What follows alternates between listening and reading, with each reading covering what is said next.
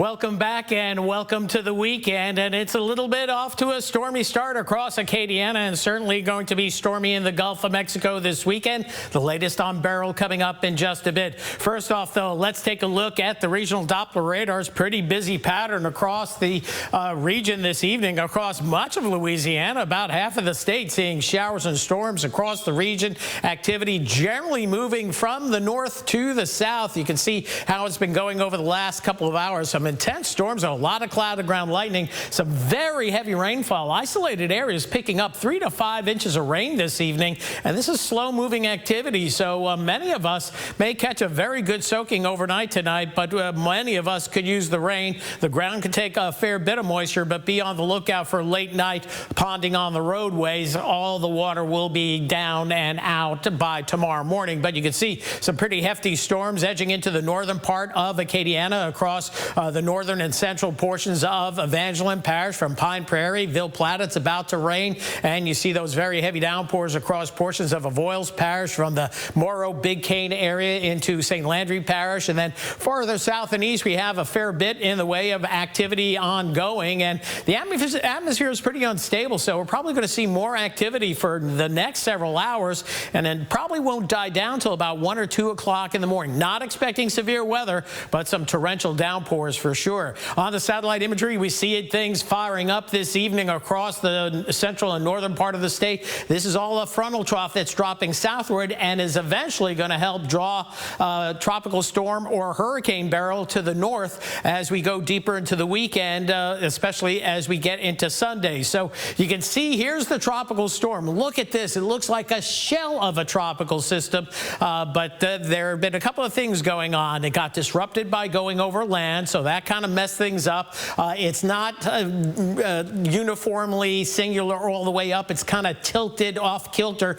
and you can see the heavier convection off to the north. And what you have to look out for is sometimes the convection on the northern side could get going and actually draw the center more northward. That would mean a more eastward trek down the line. So here's the latest Hurricane Center forecast information. Down to 60-mile-per-hour winds. Pressure is up to a tropical storm for sure, maybe even a weak tropical storm, but it's there at 996 millibars.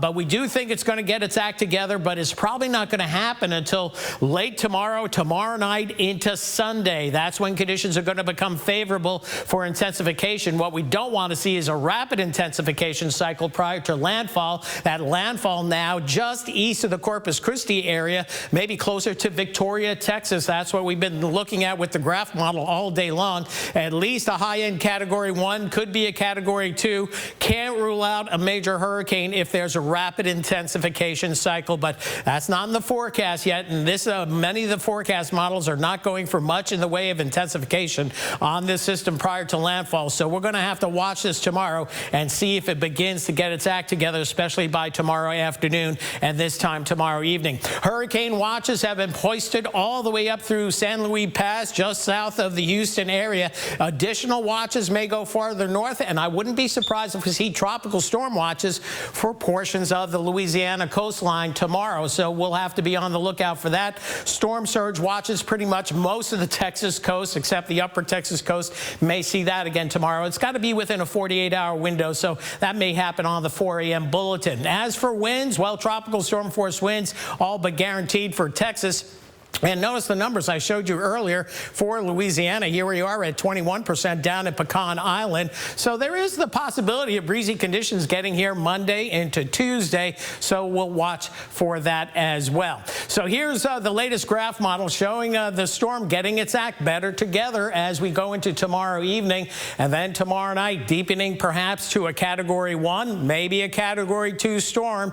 And again, the graph model a little east of where the Hurricane Center is, but getting very close, and it looks like Victoria, Houston are going to get a pretty good wallop. You see the tropical rain bands. Those don't get here until Monday, but we might see some enhanced showers on Sunday.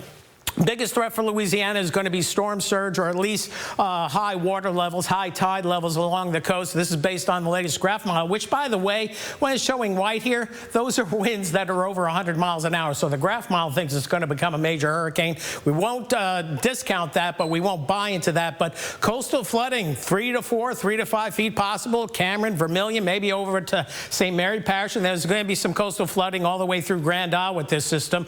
And if it's a stronger hurricane, then we're going to have some serious storm surge issues. So we'll be watching this very closely throughout the weekend. Rainfall, this is just through Monday evening. You can see the heavy rains across southeast Texas is going to be 5 to 10 inches of rain. So stormy as we head overnight tonight, then things quiet down. And then tomorrow, scattered activity in the afternoon, early evening hours. As we get into Sunday, we'll see some of that tropical moisture surging northward out ahead of Beryl. And here is Beryl, and watch those tropical rain bands. One slings into the region. We'll have to be on the lookout for funnel clouds, maybe an isolated tornado in some of those outer rain bands. So there could be a little low-end severe weather threat.